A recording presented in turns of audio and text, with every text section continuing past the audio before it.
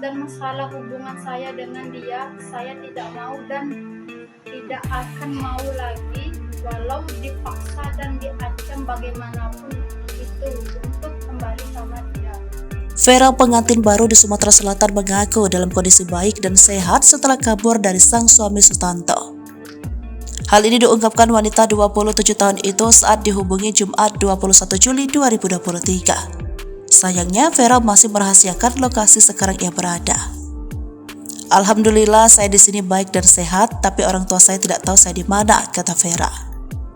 Vera mengaku kaget saat mengetahui viralnya pemberitaan tentang dia di media sosial. "Saya kaget baru semalam pergi, pemberitaan tentang saya di mana-mana," kata dia. Vera membantah semua pernyataan yang dilontarkan Sutanto ke awak media. Menurut dia, apa yang disampaikan suaminya itu tidak ada benar. Kabar yang ada di berita itu bohong semua. Diada-adain semua sama dia, tegas Vera. Bahkan, Vera mengaku kesal keluarganya diseret-seret dalam urusan ini oleh Sutanto yang menuding keluarganya tidak baik.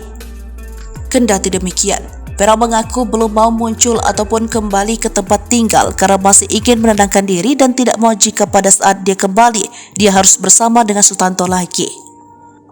Terpisah, Sutanto mengatakan saat ini dia masih menunggu istrinya untuk pulang, namun dia juga akan menenangkan pikiran dulu. "Untuk sementara ini biarlah aku menenangkan pikiranku dulu, kelanjutannya ya nanti lagi.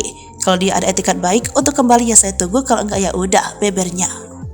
Namun pada saat ditanya apakah akan meminta kembali semua uang yang sudah dikeluarkan untuk meminang Vera apabila Vera memang tidak mau kembali padanya, Sutanto tertawa dan menyerahkan itu kepada kuasa hukumnya.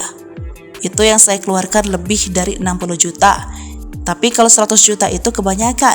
Kalau soal yang itu, kita serahkan saja kepada kuasa hukum kami," ujarnya dengan tertawa.